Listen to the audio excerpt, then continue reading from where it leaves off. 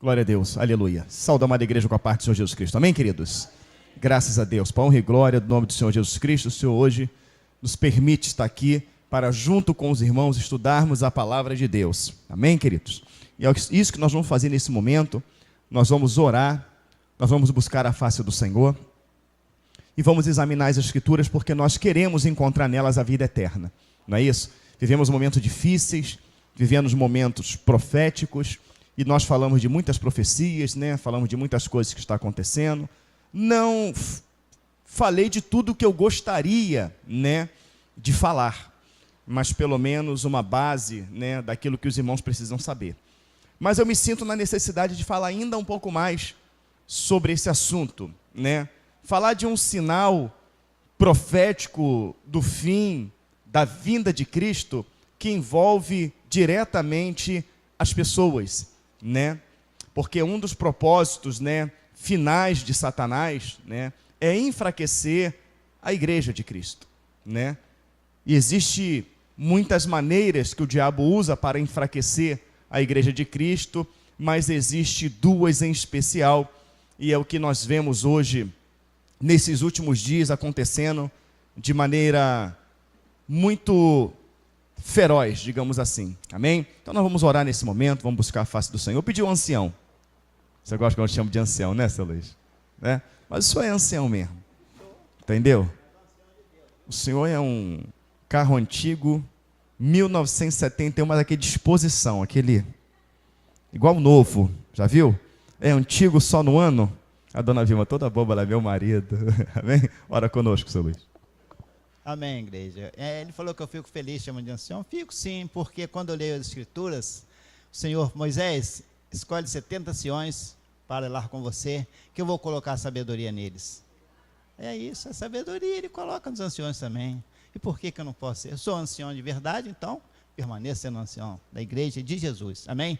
Vamos curvar nossa cabeça, vamos orar, agradecer ao Senhor por esse momento, que nós estejamos atentos aqui, nessa igreja, nesse templo que é casa de oração, nesse templo onde nós vamos pedir ao Senhor que em nossas mentes seja a mente de Cristo, nosso coração limpo, para que podemos aprender aqui nesse tabernáculo, porque é o Senhor que vai nos ensinar, é o Senhor que vai nos ensinar tudo aquilo que Ele quer que nós aprendemos, porque Ele deu sabedoria a Salomão, mas mandou que Salomão também deixasse escrito, para que nós também a sabedoria, viéssemos também ter essa sabedoria que está escrito na palavra, que é na Bíblia. Então vamos aprender aqui nesse tabernáculo. Senhor, aqui estamos, Pai, na Tua casa de oração, somos o Teu servo, somos o Teu povo, humilde, Pai, não somos nada, somos um verme, Pai, mas pelo Teu amor, o Senhor tem cuidado de cada um de nós, que somos um vermezinho, mas somos o Teu vermezinho, Pai, então cuida de nós, Pai, que aqui estamos, meus irmãos que estão vindo também, que o Senhor cuida de cada um que estão vindo, das minhas irmãs, Pai, traga ele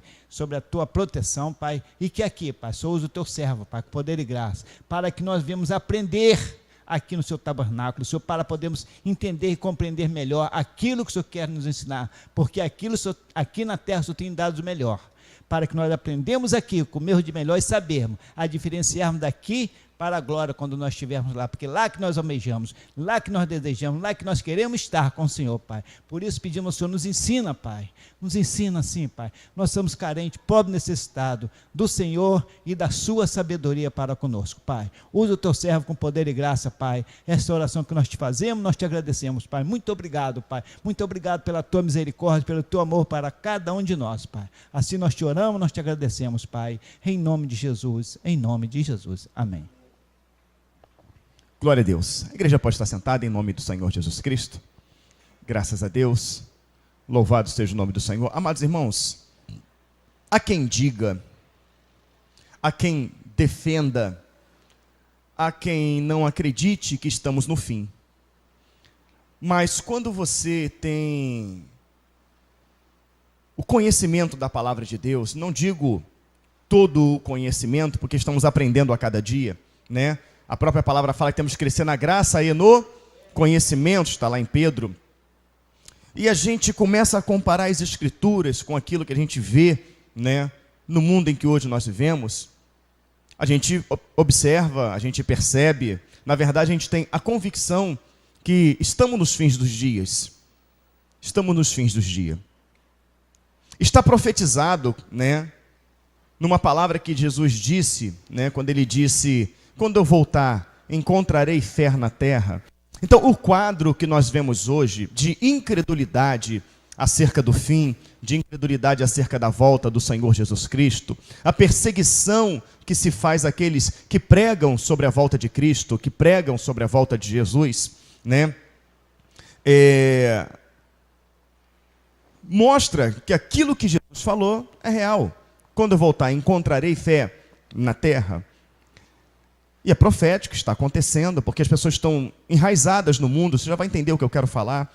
Elas estão enraizadas nessa terra, elas aprenderam a amar o seu dinheiro, aprenderam a amar a sua casa, elas aprenderam a amar o seu carro, elas aprenderam a amar até mesmo, tá, os maus costumes, os maus hábitos. Podemos dizer sim, com certeza, que as pessoas passaram a amar o pecado. Mas as pessoas amarem o pecado é comum. Por que é comum? Porque a semente maligna está dentro dela.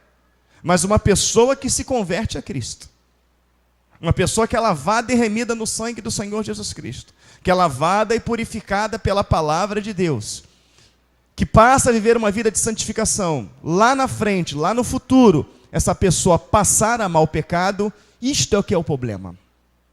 Mas como que uma pessoa, ela passa a amar o pecado e a conviver com o pecado pacificamente, né? A praticar o pecado sem nenhum sentimento de culpa em si? É quando ela acredita que aquilo não é pecado, que aquilo não é errado, que aquilo é normal, né? Que as coisas mudaram, que não é desta maneira, que não é desse jeito, né? Isso não tem nada a ver, não é bem assim, não podemos ser bitolados. Então, não é isso? Ela vai, como é que é a palavra que eu posso colocar em cima disso, né? Ela vai transformando a verdade de Deus em mentira. E transformar a verdade de Deus em mentira é que faz de mim, né, quando eu falo de mim, né, não de mim em si, é o que faz da pessoa um falso profeta, ou que faz com que a pessoa tenha uma mente anticristã. E logo que a pessoa tem uma mente anticristã, ela é reportada para a primeira epístola de João, no capítulo 2, lá no versículo 18, onde ele fala: filhinhos, é a última hora, a qual já tem se manifestado o anticristo. Por isso sabemos que já é a última hora. Então ele fala o anticristo no singular, não é isso? Tratando de uma pessoa. E logo depois ele fala: mas muitos, quer ver? Abre essa palavra, abre lá. Eu não vou correr com essa aula. Amém? Você vai entender. 1 de João, tá, irmãos? É lá perto de Apocalipse. 1 de João 2, 18. Eu queria que você prestasse bastante atenção nesta aula, tá certo? 1 de João 2, 18. Amém?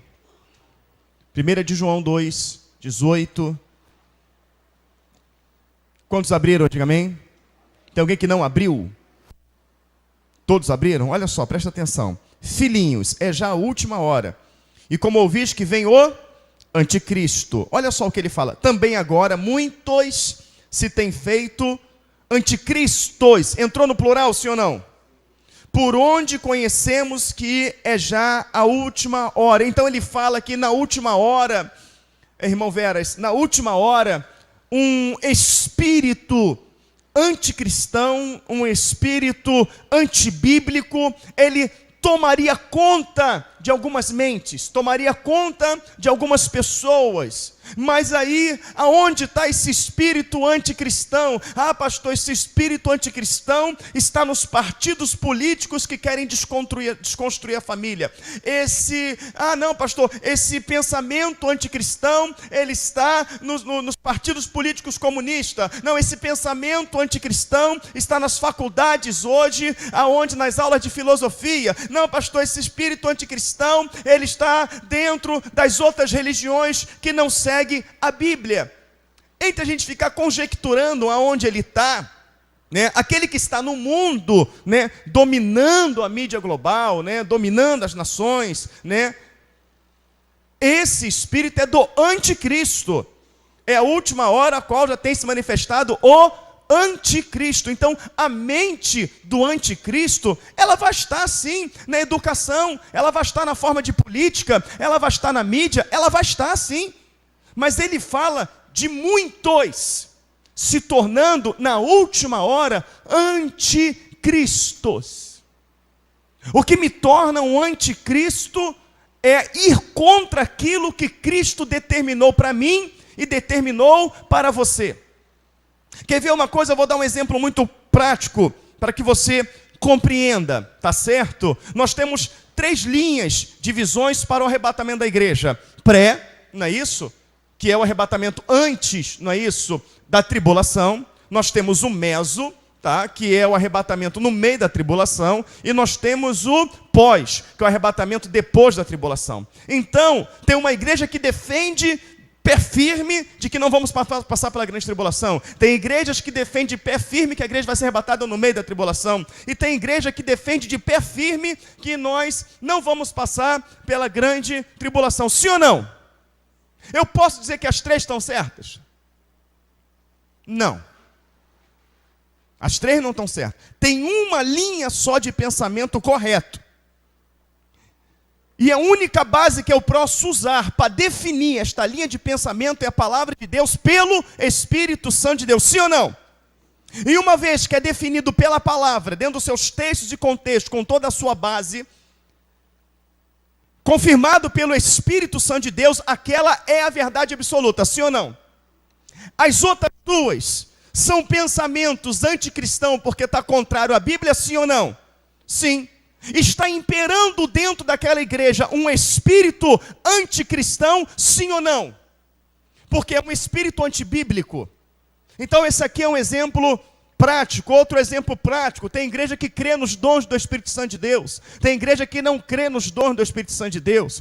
As 2 linhas de raciocínio não estão corretas. Ou uma está certa, outra está errada. E uma vez que eu defendo aquela que é errada, logo na minha mente, no meu coração, não é isso? Vai estar uma mente anticristã. No que me torna, dentro da igreja, um anticristo. Porque eu estou indo contra aquilo que Cristo a nós ensinou. Contra aquilo que Cristo para nós determinou. E aí nós vamos dar continuidade ao texto, e você vai ver que aonde se difundiria essa mente anticristã. Vamos ver? Também agora muitos se têm feito anticristos, por onde conhecemos que já é a última hora. Saíram de... Isso aqui é um centro de Umbanda? Candomblé? É um templo budista? Sechunuê? Isso aqui é uma mesquita de Alak? Não é? Isto aqui é uma igreja católica? Não. Isto aqui é uma testemunha de Jeová? É o Adventista do 7º dia? Isto é uma igreja evangélica? Sairia da onde? Quem é que segue a Bíblia? Então, ele está escrito aqui, a palavra fala que saíram de nós, mas não eram de nós, porque se fosse de nós, ficariam conosco. Não ficaria conosco no sentido de estar no mesmo lugar, ficaria conosco no sentido de obedecer a palavra de Deus, amém? Mas isto é para que se manifeste que não são todos de nós. E vós tendes a unção do santo e sabeis tudo. Então a palavra fala que aquele que teria a unção do santo ela tem um nome. Qual é o nome? Espírito Santo de Deus, aleluia. Então ele está falando que aquele que tem o Espírito Santo de Deus, aquele que tem a unção do santo, a unção de Cristo, ele discerniria, ele saberia, ele entenderia que aquele ensinamento, que aquele comportamento, que aquela linha de pensamento, que aquela atitude seria de uma pessoa que teria um pensamento anticristão. Amém? Não é o que o texto está falando comigo, sim ou não? E vós tendes a unção do santo, versículo 20. E sabeis de tudo.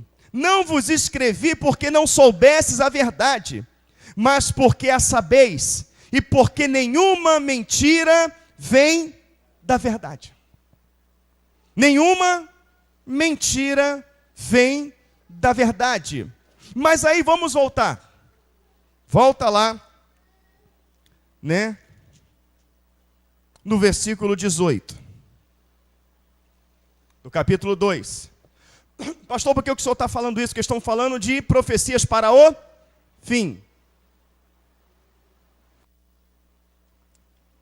Filhinhos é já. Versículo 18. Filhinhos é já a última hora. E como ouviste que vem o anticristo, também agora muito se tem feito anticristo a igreja.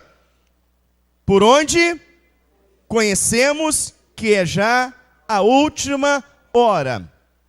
Ter pensamentos, ter comportamentos, ter ensinamentos antibíblicos, anticristãos, dentro da própria igreja, segundo o que o Senhor está me dizendo, é um sinal do fim, sim ou não, igreja?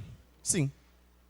Mas também, como sinal do fim, os que têm unção identificariam isso. Amém? A questão é, se uma pessoa se alinha ao raciocínio anticristão, antibíblico, dentro da igreja, ela acaba cooperando com o governo do anticristo. Ela acaba cooperando com a ação de Satanás para destruir a igreja. Tal pessoa que cooperou para o mal, alcançaria ela salvação de Cristo? Alcançaria? Não. A palavra vai dizer que no meio do joio, no meio do trigo tinha o quê? O joio. O joio estaria no meio do trigo, sim ou não? E ele fala, arranca o trigo, arranca o joio para não contaminar o trigo. Quem arranca? Quem arranca? Deixa que na hora certa será separado o joio do trigo. Mas o joio estava no meio do trigo. Amém? Dentro da igreja tem o trigo. O Senhor fala que o machado está posto à raiz da árvore. Toda árvore que não produz bom fruto é cortado e lançado fora. Aonde? No fogo. E ele fala, amados irmãos, que ele tem na sua pá, aleluia, ele tem na sua mão a pá. E ele juntará no celeiro o seu trigo. E a palha queimará no fogo. Não é isso? O que é a palha? É aquilo que não presta, é aquilo que é descartado, é aquilo que não se usa, que vira combustível para o fogo. Essa separação de bons frutos, de maus frutos, de cortar, de lançar fora, de separar no celeiro o trigo, de queimar no fogo a palha, é a separação daqueles que no seu coração assenta a viver a palavra de Deus, e aqueles que no seu coração insistem em ir contra a palavra de Deus. Essa escolha não é o Senhor que está fazendo. Não é o Senhor que determinou para o Leandro ser joio e o Cristiano ser trigo, ou o Cristiano ser joio, o Leandro ser trigo. Não, quem determina isso é cada um de nós. É cada um de nós que decidimos obedecer a palavra ou não, viver a palavra ou não, aceitar a palavra ou não, porque obedecer a palavra está totalmente condicionado a aceitar a palavra. Se eu não aceito a palavra, logo eu não viverei a palavra. Então, por mais que a palavra, ela vai me machucar em determinadas vezes, porque a palavra fala que o Senhor faz a ferida e Ele a ligará, tá certo? Um candidato à presidência da República tomou uma facada. Que tamanho que foi o furo? De repente entrava 2 dedos. Teve lá 12 centímetros de profundidade, mas o furo entraria 2 dedos. Mas para salvá-lo, o médico precisou fazer um corte, que ele tomou mais de 35 pontos na barriga. Então teve que se fazer uma ferida maior para quê? Para salvá-lo. Então às vezes a palavra ela vem na gente, ela vai abrir uma ferida. E por que ela vai abrir uma ferida? Porque há coisas enraizadas nas nossas vidas. E aquilo criou raiz nas nossas vidas, porque nós gostamos daquilo, nós gostamos do ambiente. Minha esposa, no ano passado, ela comprou uma como é que é o nome? Daquelas flores bonitas, uma orquídea. Ela comprou uma orquídea linda, né? E eu fiquei mais impressionado, não foi com a orquídea, foi o que levou ela a comprar a orquídea. Ela falou que quando viu aquela orquídea linda no orquidário, ela falou, amor, lembrei de você. Né? Eu falei, glória a Deus, o Senhor só está dando visão espiritual para minha esposa. Né? Ela enxergou além da carne, ela enxergou o Espírito Santo em mim para comprar uma orquídea. Enfim, né? Ela comprou uma orquídea, estou brincando, ela não pensou em mim, né? Pensou na minha filha. Aí ela comprou orquídea, e a orquídea fica um tempo, aquela flor bonita, depois morre. E eu tinha podado a mangueira, então na parte de baixo cortei um galho da mangueira, ficou aquele galho cortado lá na árvore. Ela pegou e ela amarrou a orquídea ali. Então aquela orquídea estava ali, sem flor, a flor caiu, ficou só aquele talinho, ela amarrou a orquídea ali. Passou um ano, nós nem lembrávamos da orquídea. Aí eu fui podar, tirar, né, limpar tudo ali, dar um jeitinho no sítio, aí fui limpar aquelas coisas. Quando eu bati o olho, fiquei com falta de ar, estava lá aquela orquídea linda. E eu olhei como é que ela sobreviveu aqui. Ela criou raízes, ela enraizou na mangueira. A orquídea e a mangueira passaram a ser uma coisa só. Mas a orquídea é a orquídea, a mangueira é a mangueira. Mas ela enraizou, ela gostou do ambiente. Está enraizado. A única maneira de eu tirar aquela orquídea dali será cortando as raízes dela, será machucando ela. Ou eu deixo ela conviver ali, ou eu corto parte de sua raiz para tirá-la dali. Então, de qualquer maneira, eu vou trazer um dano, tanto pode ser a mangueira, como pode ser na orquídea. Então, há coisas que estão enraizadas nas nossas vidas, que entrou nas nossas vidas pela semente maligna que em nós habita. Entrou na nossa vida por convivências com determinado tipo de pessoas. Entrou na nossa vida através de aprendizados, que foi incutido na nossa mente através de filme, de documentários, de desenhos, de novelas, de ideologias, de matérias de escola, não é isso? Do Homo sapiens, a evolução, a teoria de Darwin, o Big Bang, não é isso? Enfim, uma série de coisas que vai sendo incutida na nossa mente. Que vai incutido na mente do menino, né? Mostra aí o biluzinho, meu filho é homem, não sei o que lá. E o camarada vai lá, e com 14 anos de idade, ele tem a primeira experiência sexual, o pai fica todo bobo, aí sai, meu filho é homem. Mas não seria a mesma reação se fosse a filha dele de 14 anos que tivesse dito que ela teve a primeira relação sexual. Seria a mesma reação do pai? Não seria. Mas, na verdade, o que vale para o menino, vale para o pai. 14, 15 anos não é a idade para ele ter vida sexual, nem para ele, nem para ela. Mas está incutido na cabeça de que para o menino é normal, mas para a menina não é. Na verdade, para ambos não é normal. Então, a nossa carne, ela vai se acostumar. Ela vai se acostumar com a mentira. Ela vai se acostumar com a vaidade. Ela vai se acostumar com todo tipo de abominações que a palavra de Deus, ela condena. E aí, quando eu decido no meu coração a tomar uma decisão por Cristo, a caminhar por Cristo, né? Também vai ser dentro daquela facilidade que para nós foi pregada. Que facilidade que a nós foi pregada? Basta você levantar a tua mão e aceitar Jesus como seu Salvador. Basta você ser batizado nas águas e você vai ser salvo. Porque a palavra fala, quem crê e for batizado estará salvo. Está correto, quem crê e for batizado. Mas o crer não é levantar a mão. O crer não é estar dentro de uma igreja. O crer, aleluia, é que essas palavras é de Cristo e que ela tem que estar na nossa vida. Esse é o crer. É o crer a ponto de tomar as decisões necessárias, decisões essas que são radicais. Porque o pecado que a enraizou nas nossas vidas foram pecados radicais. São coisas totalmente radicais, contrárias à palavra de Deus. E aí é que começa a luta. Todo mundo, quando levanta a mão, é uma maravilha. Todo mundo no dia do batismo é uma maravilha. Ai, meu Deus, meu batismo, tira foto. Então, o dia em que eu nasci de novo, vírgula, que nasceu de novo. É o dia que você está aprendendo que é necessário ter um novo nascimento. O novo nascimento não vem com mergulho na cachoeira, na água. O novo nascimento vem pela renovação da tua mente pela palavra. Tem que haver uma metanoia, tem que haver uma transformação de pensamento. Tem que haver uma transformação de atitude. Quem está compreendendo, diga amém. E nós temos isso muito bem ilustrado. De que maneira? Ele transformou a água em vinho. Ele trouxe as bem-aventuranças com palavras que nós nunca ouvimos. Mas quem não quer ouvir, Leandro? Bem-aventurados que choram, pois serão consolados. Quem não quer ouvir, bem-aventurados que têm fome e sede de justiça? Quem não quer ouvir isso, irmãos?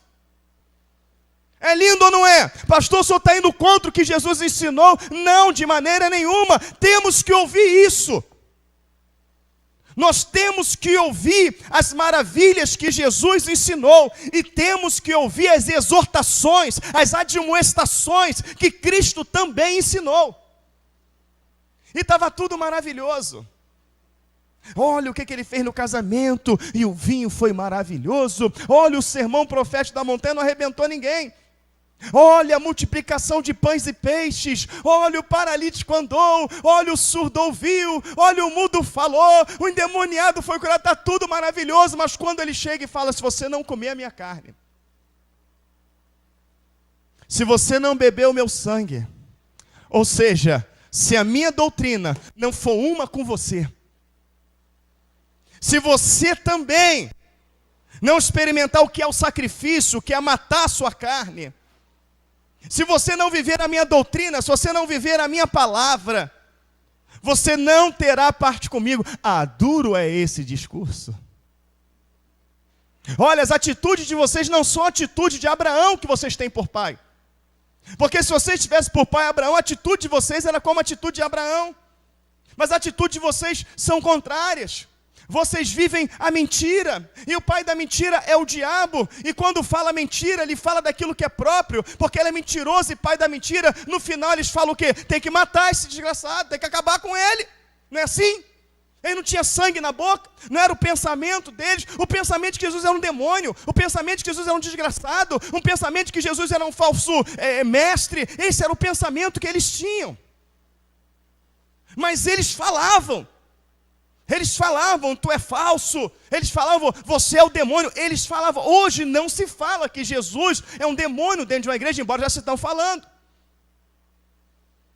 Não chama Jesus de um desgraçado.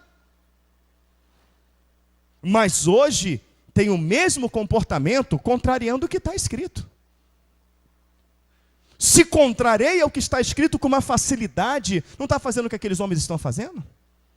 Sim ou não? Estão fazendo exatamente. O farisaísmo está dentro do coração dessas pessoas. Então, amados irmãos, isso é um sinal do fim. Isso é um sinal da volta de Jesus Cristo. É um sinal vivo. Mas é um comportamento que contamina, sim ou não? Ele contamina. Por isso ele fala que muitos, não surgiu no estalar de dedo, né?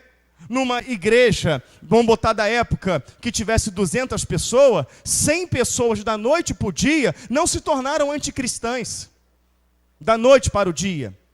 Não foi assim 100, mas foi uma, que depois 2, que depois 3, que depois 4, que depois 5, que depois 10, que depois 20, que depois 30, e assim por diante. Quem acredita desta forma aí, diga amém.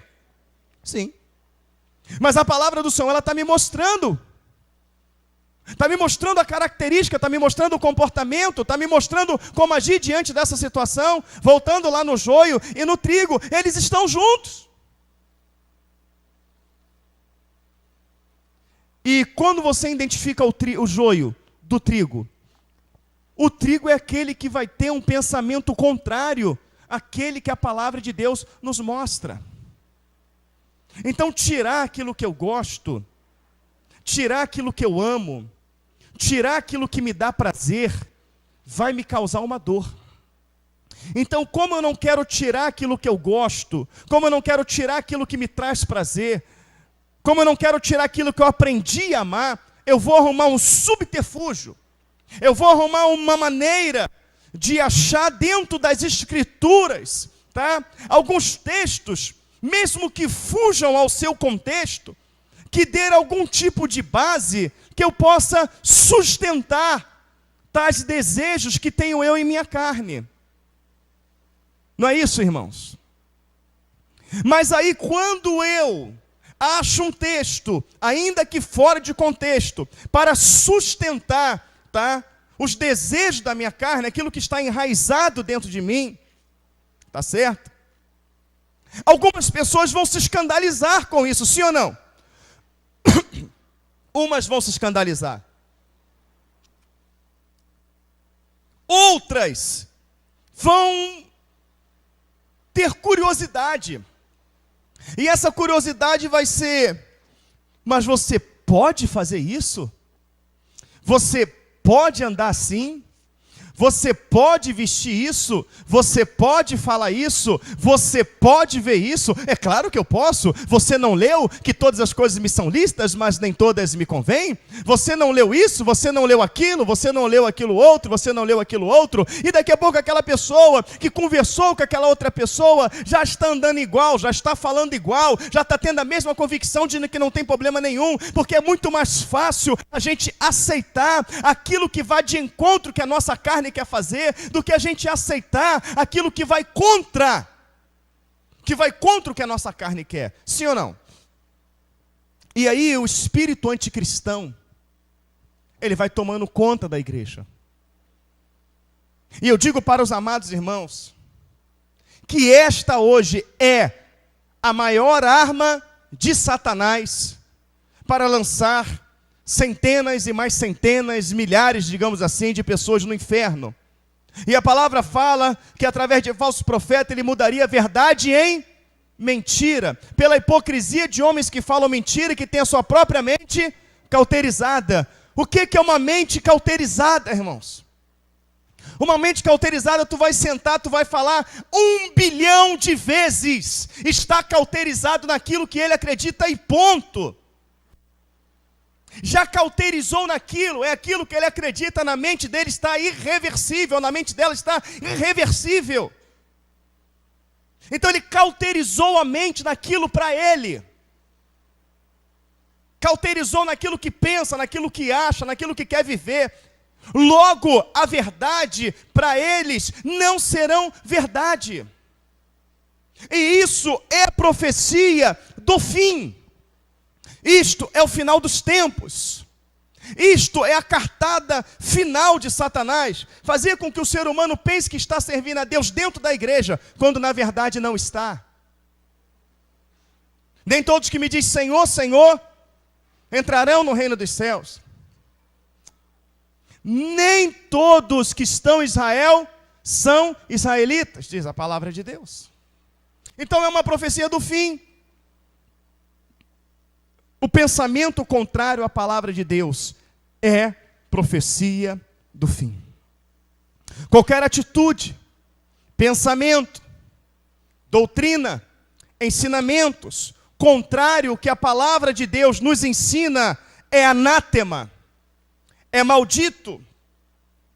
Lá em Gálatas, no capítulo 3, diz: admiro-me como tão depressa se desviasse da verdade, da simplicidade do evangelho de Cristo para outro evangelho.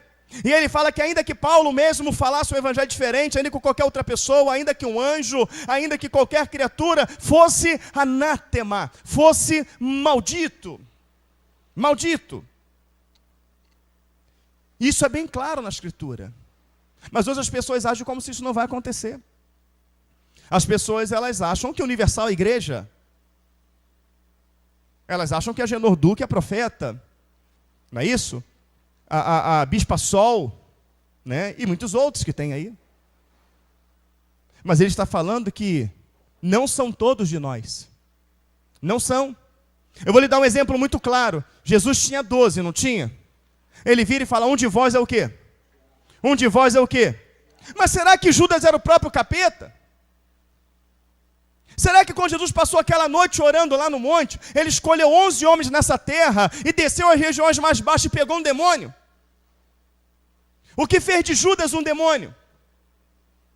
Melhor, vamos colocar a palavra correta. O que fez de Judas um endemoniado? Não concordar com aquilo que Cristo estava ensinando.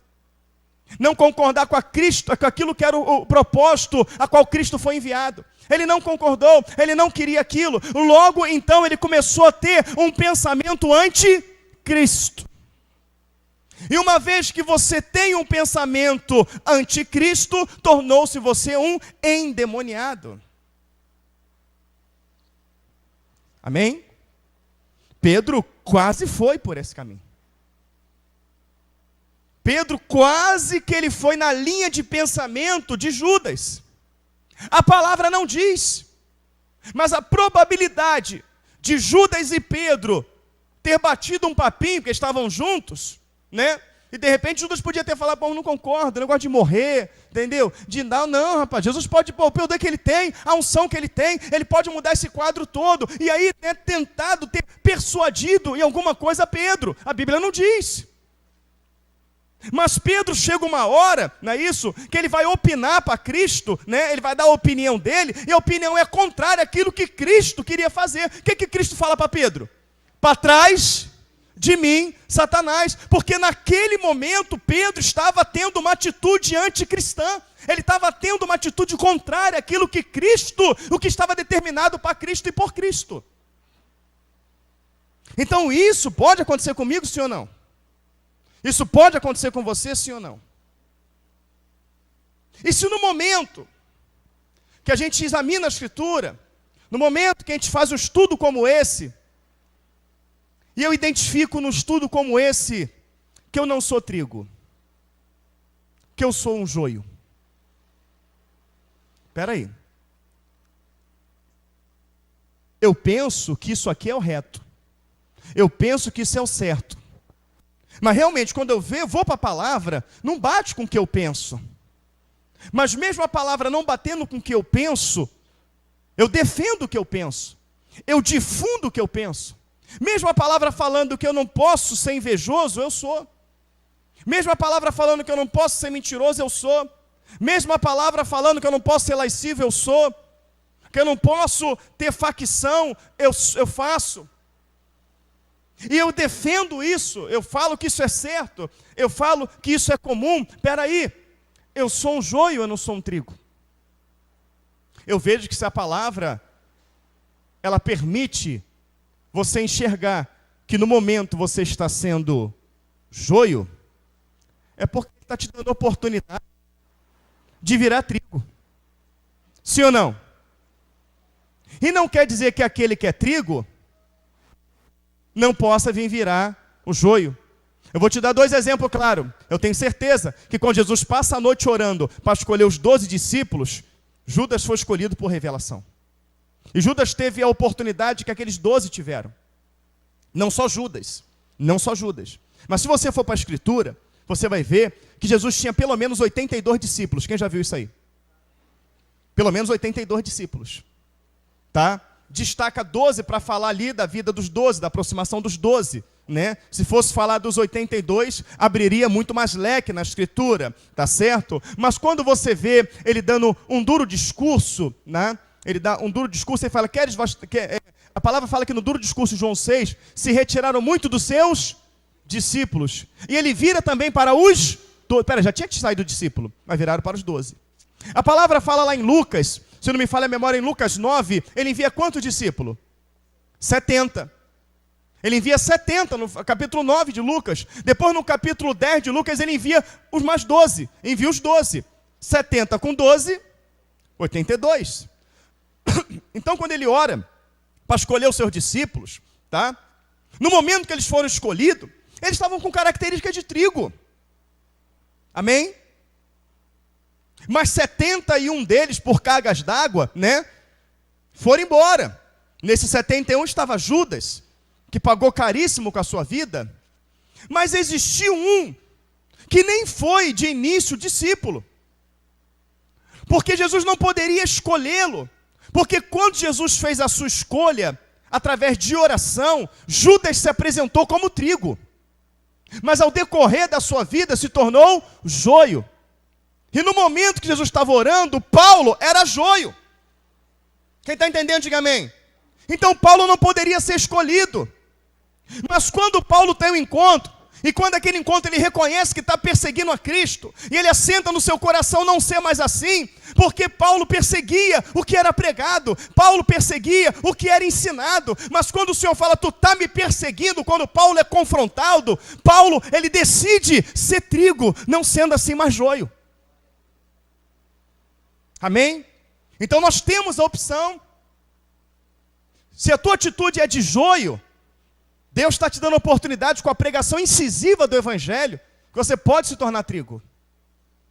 E se você é trigo, Deus está te advertindo, Deus está te mostrando, Deus está te prevenindo que tais atitudes pode tornar você um joio. Amém? E aí eu pulo agora para Mateus 24.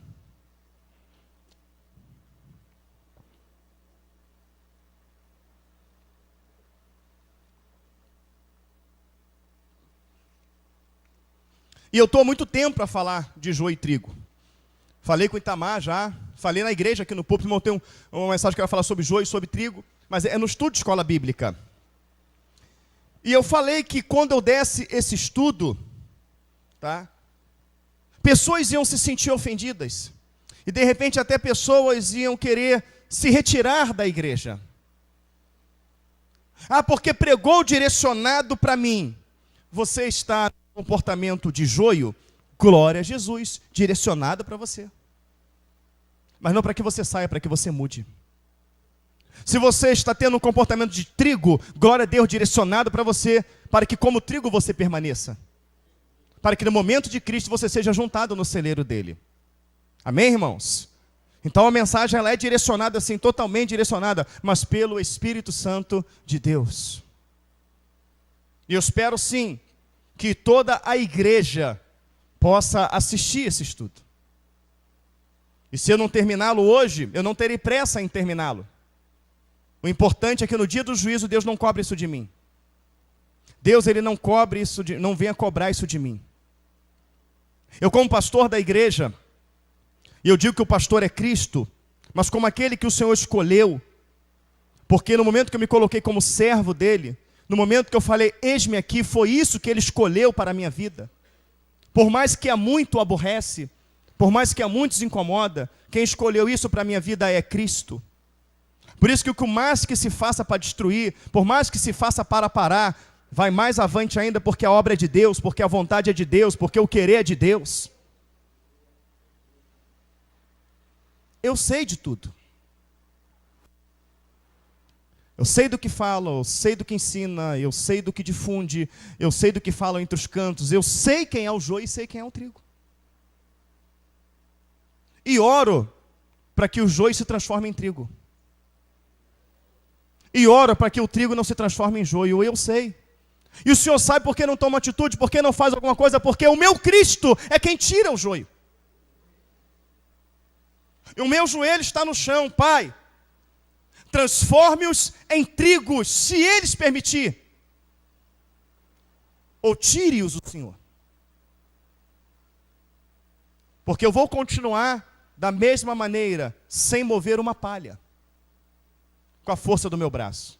Mas orando, jejuando, chorando, para que se convertam. Para que não acabe como Judas, que tiveram um chamado maravilhoso, mas um fim catastrófico.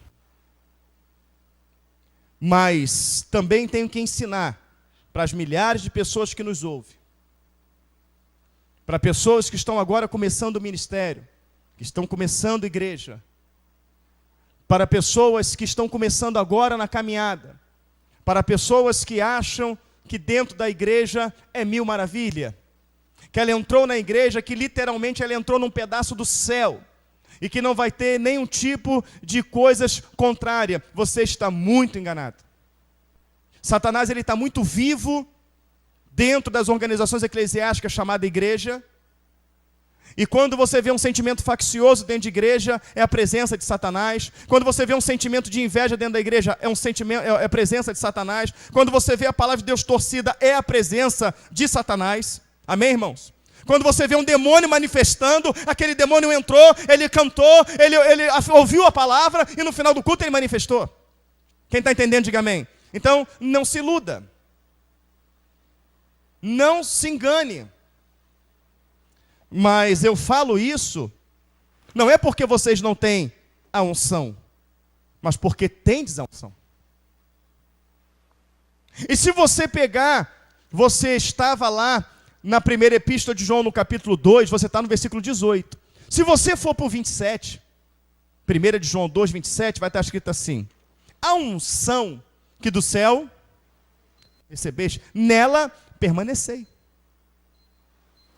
E não vos necessitais que alguém vos ensine, mas a unção que do céu está em vós, ela vos ensinará todas as coisas. Então qual é o segredo? Não perder a unção. Quando eu me converti, quando você se converteu, quando entregamos a nossa vida a Cristo, recebemos a unção.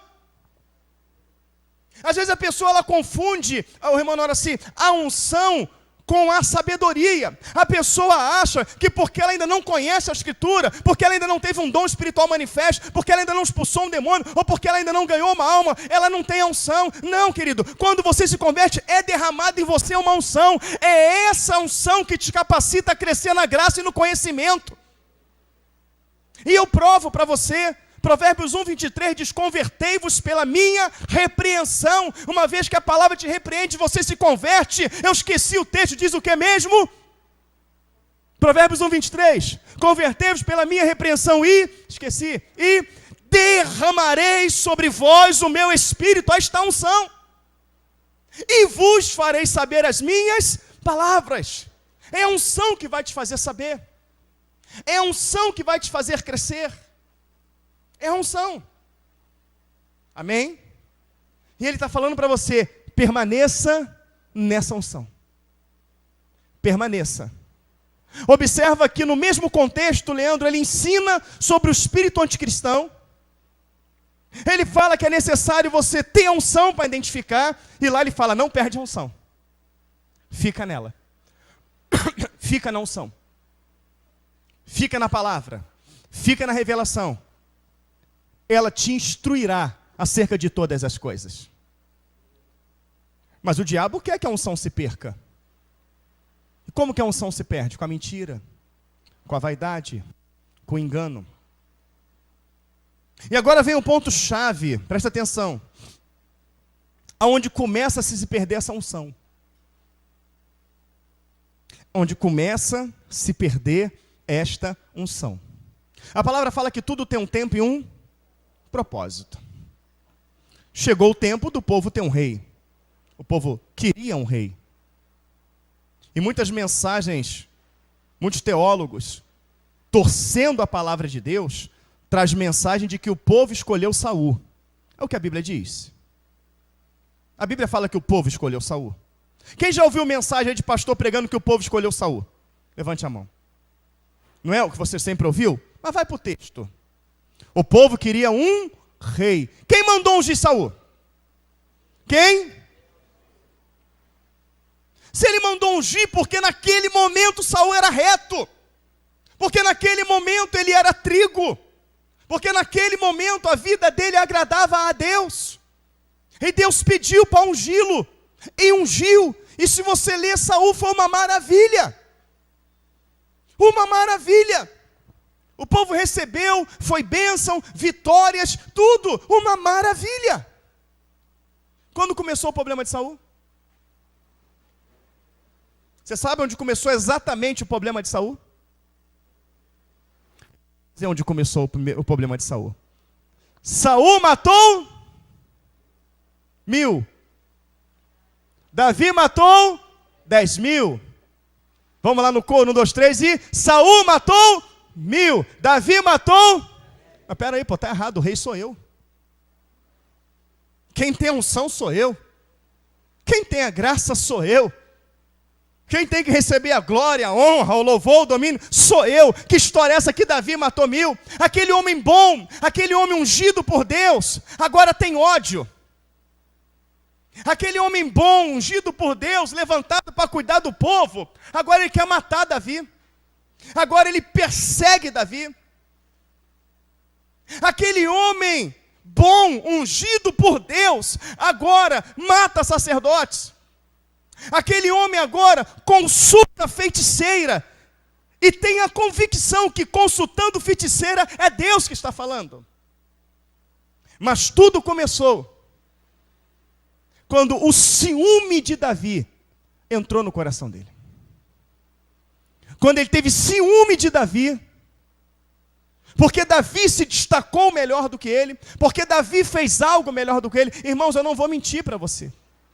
Vai ter coisas que eu vou fazer melhor do que você. E vai ter coisas que você vai fazer melhor do que eu. Isso não está determinado por mim nem por você, é por Deus. A uns pôs Deus para isso, a outros pôs Deus para aquilo, a outro pôs Deus para aquilo outro, a outro botou Deus para aquilo outro. Então, uma coisa você vai se destacar, a outra eu vou me destacar, mas o importante é que isso tudo seja destacado para o reino, não para a sua glória. E quando isso não é destacado para o reino, mas é destacado para a sua glória, é onde começa o problema. Quando isso é destacado para a sua glória, qualquer pessoa que fizer algo que se destaque um pouco melhor do que você, será a sua queda. Você vai ser tomado do sentimento que tomou Saul, que cegou ele acerca da presença de Deus, que trouxe nele um sentimento de matar, que trouxe nele um sentimento de destruir, e que fez ele consultar e viver coisas a qual estava fora da presença de Deus, que lhe custou a sua vida e a sua morte eterna.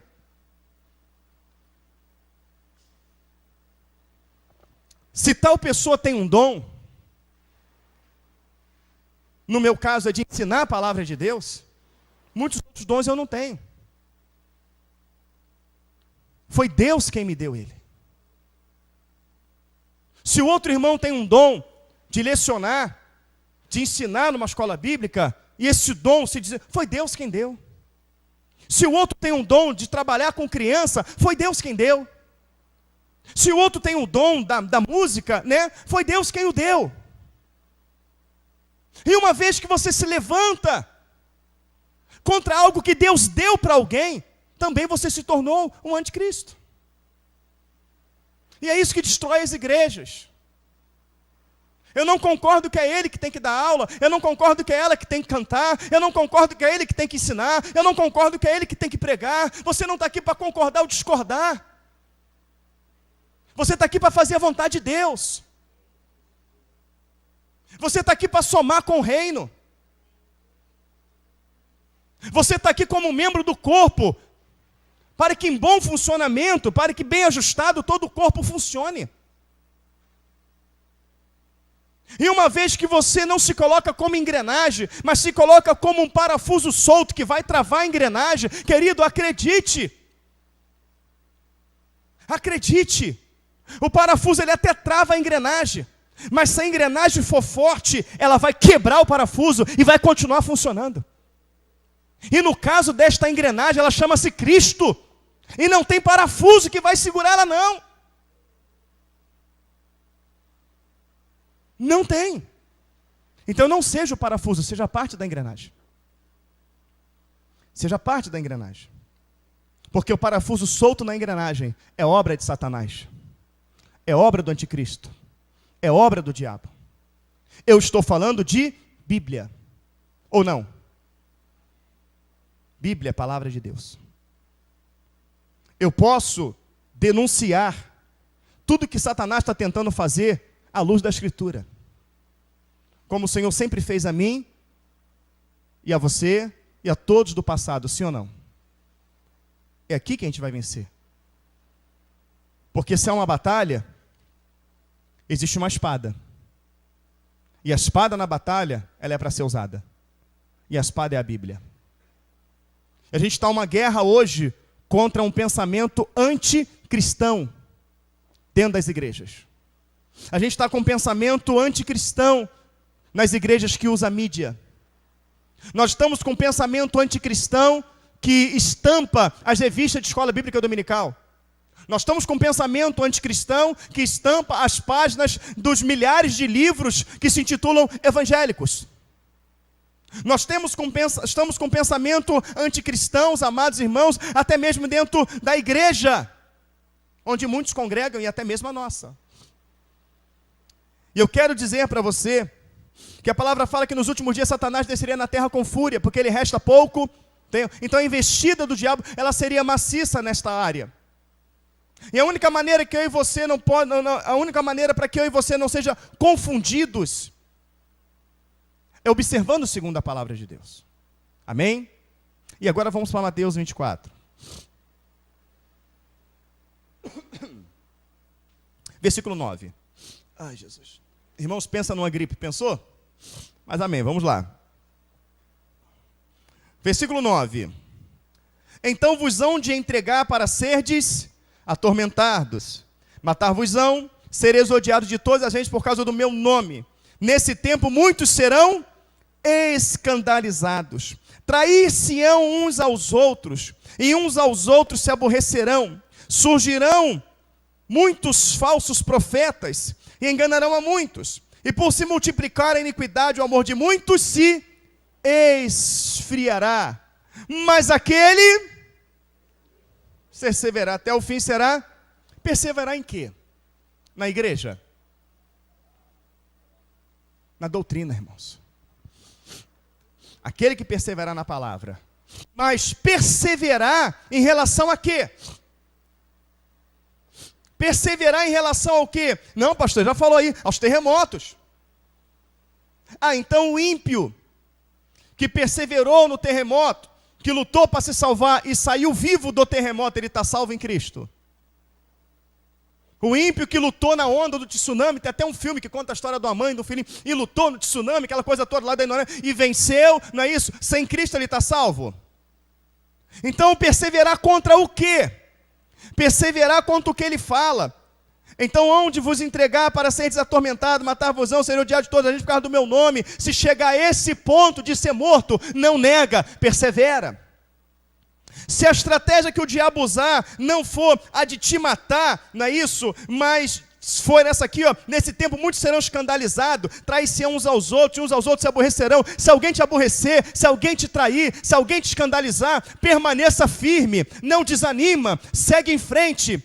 Se surgir muitos falsos profetas, torcendo a palavra de Deus, torcendo a verdade em mentira, não se rende àquela mentira, ainda que aquela mentira possa trazer benefício temporário à sua carne, não se renda, não se venda, mas ainda que ela seja massífica, fica firme. E multiplicando a iniquidade, todo tipo de atrocidade, vai ser comum que alguns do seu lado não tenham mais amor por você. Permaneça firme. Se você passar por tudo isso, suportando e olhando para Cristo, você será salvo. Você receberá a coroa da vida. Amém, irmãos? Receberá a coroa da vida. Cadê o amor, irmãos? Cadê o amor? Cadê o amor lá fora? Cadê o amor pelas crianças na escola? Cadê o amor pelo próximo quando a nação rouba todo o recurso da escola, da educação? Mas a falta de amor lá fora está nos espantando em quê? Se o mundo jaz no... O diabo tem amor? Mas e quando acontece dentro da igreja? Cadê o amor dentro da igreja? Trair-se-ão uns aos outros. Ah, Itamar, meu amigo, meu irmão, tira foto, sei que lá, chega aqui no Itamar, ó. Isso não é uma traição? O querer ser maior, o querer ser melhor, o rir na sua frente, o brincar com você, o dizer que te ama, te chamar de irmão, te chamar de irmã, e por trás de você, te esmagar, te destruir. Aconteceu no passado? Acontece hoje? Acontecerá lá na frente? Acontecerá. Mas que você não faça parte disso. Amém? Que você não faça parte disso. É o irmão que vai a pé, que podia ir pela sua carona. É você estar lanchando num lugar e passa aquela família, né? O casal com o filhinho, humildezinho, pobrezinho, e passa lá na praça e te vê comendo, e naquele dia você estava com dinheiro que podia chamá-los para comer junto com você. A gente está comendo em casa bem, e saber que tem aquele irmão que não está comendo bem, e que quando você foi fazer a compra, você também podia ter comprado uma latinha de leite, você também podia ter comprado um biscoito, você podia ter comprado uma bisnaguinha, e chegar no sigilo, botar numa sacola preta, ou até dentro de uma caixa, falar, irmão, leva para casa, e chegar lá você abre. Ou simplesmente você ter um mês bom, você ganhou um pouquinho além, você colocar no envelope totalmente escondido, chegar no irmãozinho no canto, falar, meu irmão, toma esse envelope aí, mas só abre quando chegar em casa. E quando a pessoa ligar, meu irmão, olha, eu não tenho palavras para agradecer o que você fez por mim. O que eu fiz por você, meu amado? Eu não fiz nada, quem fez foi Cristo, eu fui só um instrumento. Glorifica o nome do Senhor e esquece isso. Não conte isso para ninguém. Isso é igreja. Cadê o que está acontecendo? Cadê? Cadê o irmão chegar, abraçar o irmão? Irmão, é bom congregar com você. Irmão, é bom cultuar com você. Meu amado, que a paz de Cristo seja contigo, que a paz de Cristo seja na sua casa. Cadê o amor? Cadê o amor com as professoras que passam a semana fazendo os deveres das crianças?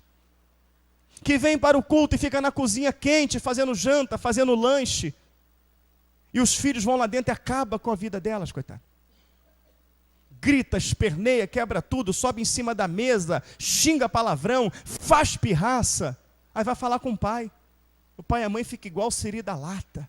Meu filho não vai mais para a sala, que não sei o quê. Mas espera aí, então, o teu filho que está recebendo uma oferta daquelas irmãs, ele pode xingar, ele pode gritar, ele pode bater em outra criança, e quando vai falar com você com amor e carinho, porque está sendo seu irmão, porque está vendo que o teu filho vai se perder lá na frente para te dar um toque, para você educar o seu filho, não presta mais, mas aí logo aquele irmão que ficou aborrecidinho, aguenta ficar 2 cultos só com o filho, nem ele aguenta o filho, nem ela aguenta. Porque não tem autoridade dentro da sua casa, porque não implanta a palavra dentro da sua casa, porque não tem autoridade para tirar os desenhos que não presta, não tem autoridade, na verdade autoridade tem, mas o coração está preso no brinquedo que custou R$200, esse brinquedo é caro, mas é demoníaco, é satânico, mas não tira, aí os demônios ficam na vida do filho, o Exu Mirim fica lá, aí nem ele aguenta, porque não tem unção, porque se tivesse unção o demônio saía, eu falo mesmo. E sou taxado de ruim porque falo. E aí, amados irmãos, vai lá, aí não aguenta, com 2 cultos está desesperado. Aí falou que não ia mais passar. Aí vai para a salinha, vai lá, não aguenta. Aí joga para as professoras. Cadê o amor? Não tem amor nem com o filho, vai ter com a professora. Porque se ama o filho, tira o anátema. Se ama o filho, tira a maldição. Se ama o filho, diz não. Se ama o filho, corrige. Não sou eu, é a Bíblia. Porque o pai, ele exorta e corrige o filho que ama. Mas para muitos, quando toca no filho, nem Cristo passa a prestar mais. Nem Cristo passa a prestar mais. Tocou nos filhos, querido? Nem Cristo passa a prestar mais. Mas mal sabe que o futuro e a salvação daquele filho depende unicamente, não do pai nem da mãe, mas de Cristo. O senhor caiu em contradição. O senhor falou que o pai e a mãe tem que exortar, tem que fazer, agora o senhor fala que só depende de Cristo. Se o pai e a mãe estão em Cristo, o Espírito ensinará a educar, sim ou não? Então, repito e afirmo, só precisa de Cristo. Só dele. Quando eu digo Cristo é seu ensinamento, é a sua palavra. Cadê o amor? Não, mas eu amo, pastor. A ama. Ainda que eu falasse a língua dos homens e dos anjos. Ainda que eu tivesse o dom de profetizar. Ainda que eu tivesse toda a ciência. Ainda que eu desse o meu corpo para ser queimado por alguém. Ou ainda que eu desse toda a minha fortuna aos pobres. Se não tivesse amor, seria como metal que ressoa o sino que tine. Porque o amor não se conduz de maneira inconveniente. Falar mal não é mais inconveniente. Difamar não é mais inconveniente. Denigrir não é mais inconveniente. Mas o amor não se conduz de maneira inconveniente. É injusto o que muitos fazem, mas não se conduz de maneira inconveniente, não se alegra com a injustiça. Por mais que doa, ele se alegra com a verdade. O amor ele não se ufama. O amor ele não se ensoberbece. O amor ele não suspeita mal. O amor ele não arde em ciúmes. O amor ele é paciente. O amor ele é benigno. O amor tudo sofre. O amor tudo crê. O amor tudo suporta. O amor jamais? O amor jamais? Tem uma contradição na Bíblia, pastor. Achamos uma contradição. Porque o senhor acabou de ler um texto que o amor de muitos acabaria, que o amor de muitos esfriaria, e agora o senhor está falando aí em Coríntios 13 que o amor jamais acaba. Quem está em Cristo, o amor jamais acaba. Mas quem se deixa levar, por isso que a palavra falou, a este o amor já acabou há muito tempo. Então a maneira do amor estar vivo dentro do meu coração é eu estar em Cristo. Firmado na sua palavra, na sua doutrina, tendo em vista que se você olhar do capítulo 12 de 1 Coríntios até o final do capítulo 13, você vai ver que quando ele fala do amor, é o 10º dom. Não são só 9, é o 10º. E ele fala que o 10º é o mais importante de todos. Então significa que se eu tenho espírito, eu tenho amor. Se eu tenho unção, eu tenho amor. Então eu não vou denigrir meu irmão porque eu amo. Eu não vou difamar o meu irmão porque eu amo. Eu não vou me levantar contra o meu irmão porque eu amo. Eu vou ajudar o meu irmão porque eu amo. Eu vou orar pelo meu irmão porque eu amo. Quem está entendendo, diga amém. Mas isso, amados irmãos, são sinais do fim.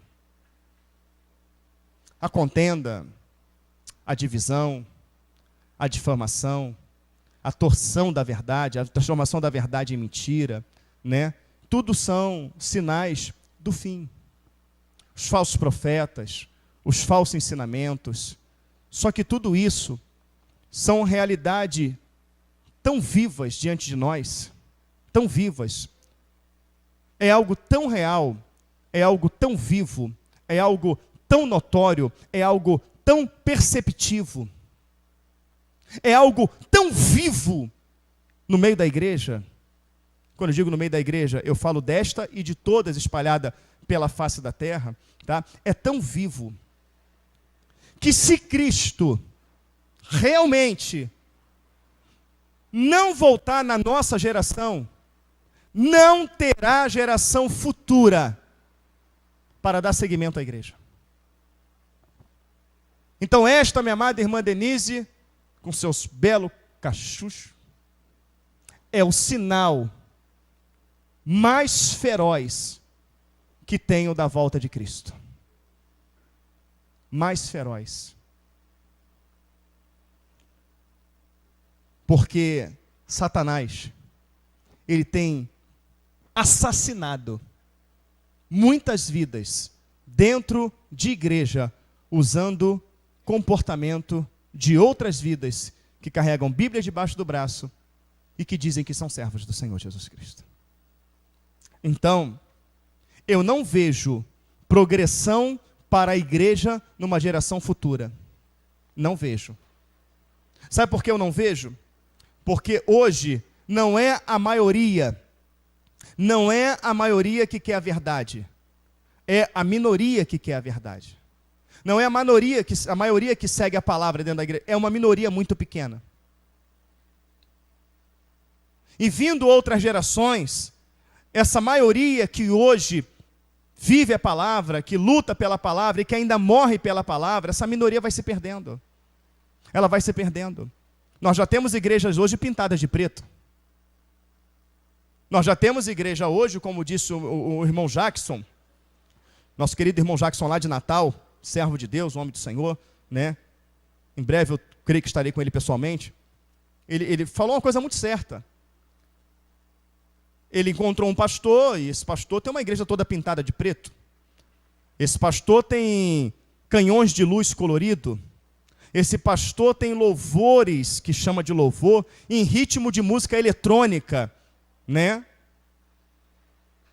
Esse pastor tem dançarinos no púlpito para dançar aquilo que ele chama de louvor.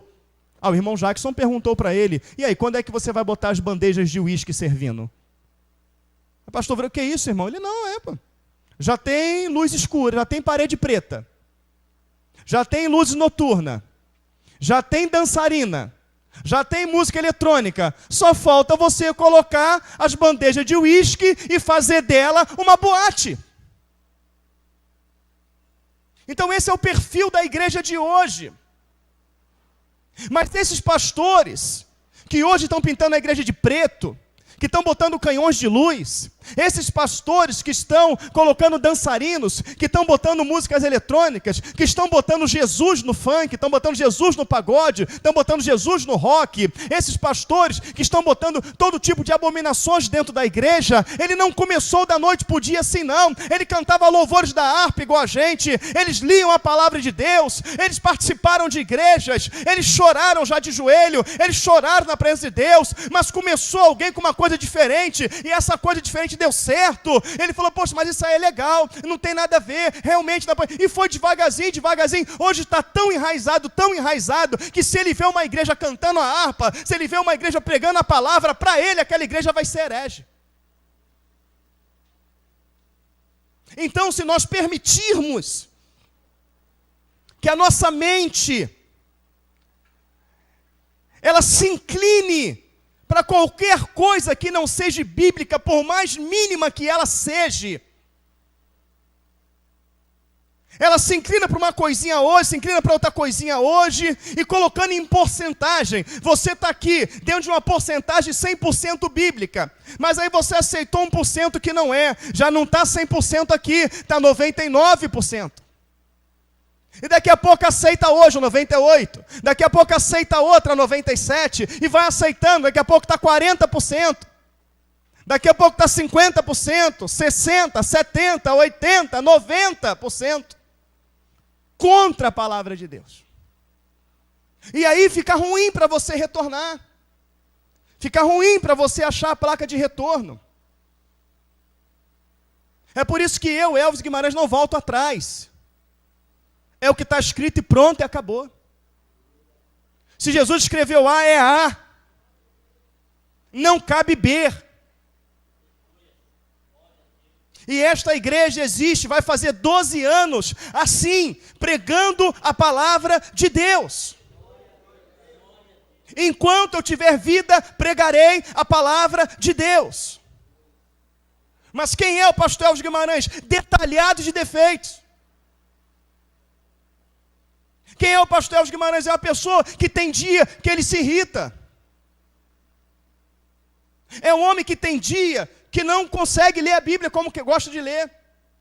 É um homem que tem dia que não consegue orar. É um homem também que às vezes vê uma filha do campo e fala assim, misericórdia, Jesus, mesmo que você tem. É um homem que às vezes dá um curto-circuito com a esposa ali. É um pecador em busca da santificação. Mas o homem que tem tanto temor no coração, que ele reconhece que ele é tão falho, que ele é tão indigno, que ele não é merecedor de nada, que ele não ousa abrir a boca para falar dele, ele só abre a boca para falar da palavra, porque nela não tem erro, nela não tem sombra de variação. Então vai lá na minha casa, você pode achar alguma coisa que você possa apontar. Anda comigo durante o dia, você pode achar alguma coisa que pode me apontar, porque eu sou falho como você é falho. Mas vamos na palavra de Deus. Vamos naquilo que é ensinado. Vamos naquilo que é pregado. E ver se o que está sendo pregado aqui está te levando para o inferno ou para o céu. E se você definir, entender pelas orações, pelo comportamento de uma igreja de Bereia, que examina a Escritura, e você orando, examinando, entender que o que você está ouvindo aqui está te levando para o céu, glória a Deus, permaneça. Se você não entender, saia daqui. Se você entender que o que eu estou te ensinando é heresia, que não vai te levar para o céu, não fique por amizade a mim. Não fique porque você me acha legal. Nem aqui, nem em lugar nenhum. Então eu tenho temor no meu coração e tenho muito desejo de entrar no céu. E o meu desejo de entrar no céu está ligado com o desejo de te ver no céu comigo, amém? De te ver no céu comigo. E é o desejo de entrar no céu, e o desejo de te ver no céu, é que me faz pregar o que eu prego. É que me faz ensinar o que eu ensino. É quem me faz aguentar as pedradas que eu tiver que aguentar, as pancadas que tiver que aguentar, quantos infartos tiver que aguentar, mas se manter firme naquilo que Cristo me deu. E naquilo que Cristo me orientou. Que é pregar a palavra dele. E a palavra, sim, ela vai continuar algumas vezes me machucando, ela vai continuar algumas vezes te machucando. Mas volto a trazer o exemplo de um parlamentar que tomou uma facada, que fez um furo que de repente entra 2 dedos no furo, pelo tamanho da faca, 2 dedos. A irmã Carla trabalha com médica, ela sabe, 2 dedos, mais ou menos.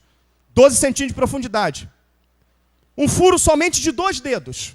Mas para salvar aquele homem, ele teve que tomar mais de 35 pontos. Teve que rasgar um rasgo muito maior para que ele fosse salvo. Então a gente está tão enraizado de coisas malignas que não agradam ao Senhor, que às vezes a palavra é necessário vir na nossa vida e fazer um corte maior para arrancar aquilo que não presta, para arrancar aquilo que está te matando. De repente vai ficar uma marca, vai ficar uma cicatriz, mas vai te salvar. Vai te salvar. E o meu desejo é que cada culto, que cada ensinamento, Deus faça um rasgo enorme em mim e em você, mas que tire o mal. Eu não me importo de sair daqui cheio de pontos, mas curado. Eu não me importo. Então, se Deus quer usar a palavra dele como espada, como bisturi, como facão, como serra elétrica, como motosserra, para me curar, que ele use. Que ele use, irmãos. Mas eu não posso recuar naquilo que Deus me mandou. Então, se o pensamento anticristão está tomando conta do mundo, se o pensamento anticristão toma conta das igrejas, se o pensamento anticristão pode estar em 1, 2 ou 3, uma meia dúzia aqui dentro, ele não vai estar na minha vida. E nem vai estar naquilo que eu ensino. E isso é um sinal do fim. Amém, irmãos? É um sinal do fim. E não terminei de falar disso. Eu tenho que falar mais. Amém? Então, se é sinal do fim que você quer, esse está aí. Seja trigo. Não joio. Mas se é joio, se transforma em trigo. Se é trigo, não vire joio. Que o Senhor nos abençoe em nome de Jesus. Amém?